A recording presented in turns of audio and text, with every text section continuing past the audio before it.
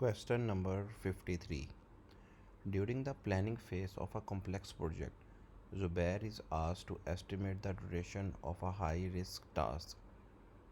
He, know that, he knows that the task would take as little as 3 days if everything goes smoothly, but stretch to 15 days if unexpected issues occur.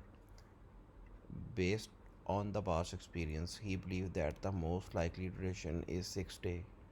To provide a realistic estimate that considered uncertainty, he calculated the expected duration using the formula optimistic plus 4 multiplied by most likely plus pessimistic divided by 6. Which estimation technique is Zubair applying?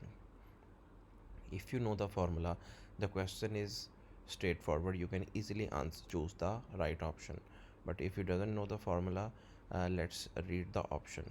That is the question. First, I will translate during the planning phase एक project के planning phase में complex project में ज़ुबैर को कहा गया कि estimate करे project duration of high risk task, जिसमें हाई रिस्क टास्क को प्रोजेक्ट ड्यूरेशन एस्टिमेट करे.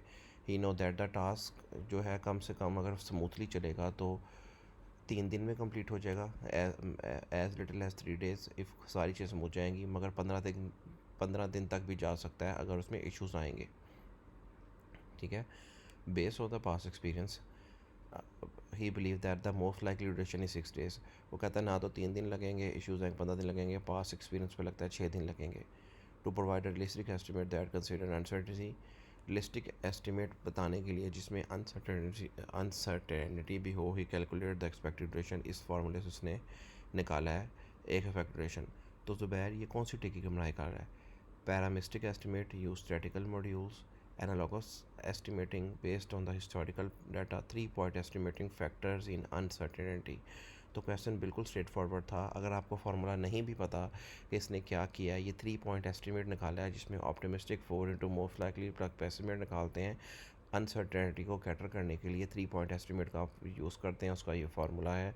तो ये इसने टेक्निक यूज़ किया. Bottom up estimating, breaking down components.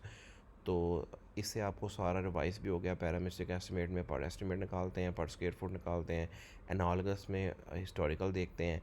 3 point में आप अनसर्टेनिटी को कैटर करते हो, ये फार्मूला होता है. और बॉटम अप में breaking down smaller components.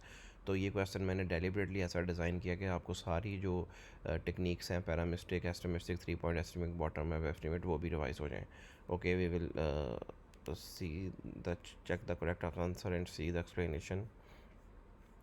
Zubair is applying 3 point estimating method using PERT formula, program, evaluation and review technique. This is PERT.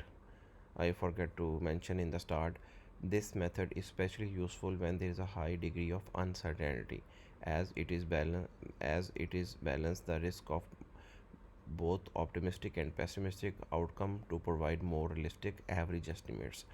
तो आपको ये रियलिस्टिक एवरेज एस्टिमेट प्रोवाइड करता है, more realistic average estimate provide करता है. Thank you very much.